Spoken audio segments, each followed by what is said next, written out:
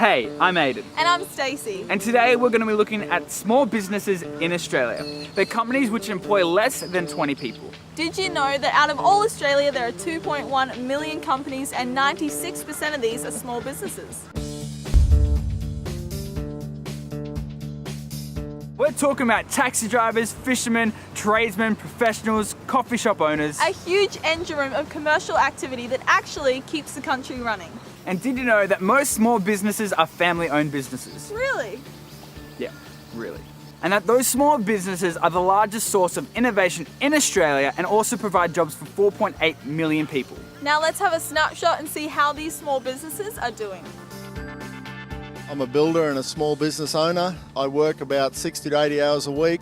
Always have done, probably always will do, because that's just what you got to do today to survive. I'm a medical practitioner on the Gold Coast in Queensland, and I've been running a small business, a medical deputising service, for about 32 years now. Unfortunately, the government intervened, and medicine is a very government-dependent activity. Overnight, we found a third of our revenue was lost. My name's Greg Elford. I've been a commercial fisher my entire life. Since I was 15 years old, I've fished for 25 years. We've lost. The government take. Yeah, hello, my name's Mark Kent. I'm a broadacre grain farmer from South Australia, and I've been farming for the last 30 years. Regional rural Australia is made up predominantly of small businesses. Those people are working between 60 and 80 hours a week and find themselves even still struggling as of today. Working in the hospitality industry cafe, I work between 75 and 95 hours per week.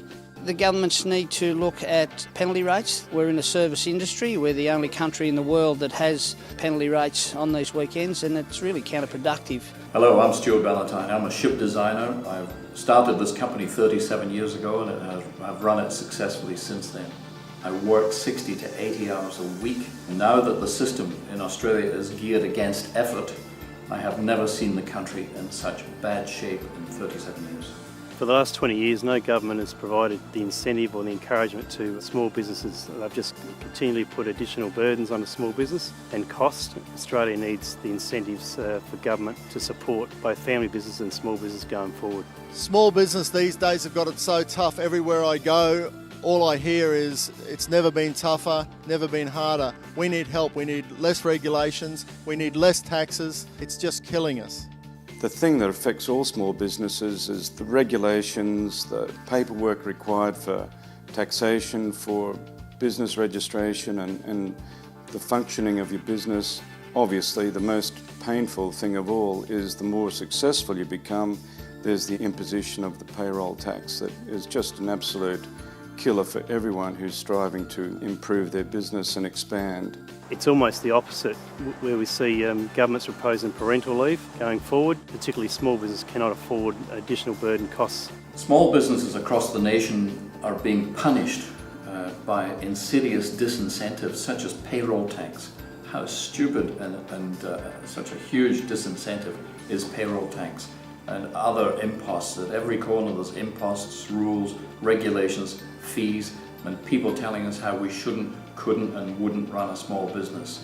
Red tape is a big problem in small business because we do have a time problem with running our businesses and keeping up with all the red tape that everyone seems to give us. Example is payroll tax, which generates for the states about $22 to $25 billion a year. It's a disincentive to business, would employ a free investor of those businesses about 400,000 people. We've got no ground left to work what we have got. What more do they want to take from us? We need a government with some balls basically to stand up and help our producers get back on our feet. We've just got to cut the red tape, paperwork. It takes up nearly 20 hours, 30 hours a week just to run a small business with a couple of boats.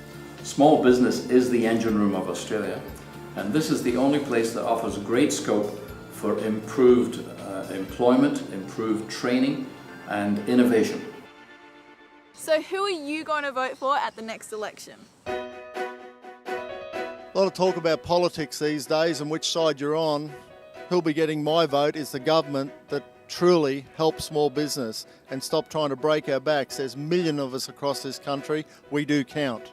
I'll be voting for Australia's largest voting bloc, and that's for small business within Australia. With respect to the coming election, I would like to see anyone who advocates improved functioning of small business to be the one elected. My vote will go to a government that can fix some of these problems and quickly. They need to address the penalty rate situation because of negative effect it has on all industry in terms of staff taking home money and circulating it. So who am I going to vote for at this next election? I'll be voting for the party that stands up for small business, who stands up to unshackle small business and the ridiculous things like payroll tax. Stacey, did you know that last year the Greens created 55 small businesses? Really? Yeah, they used to be big businesses.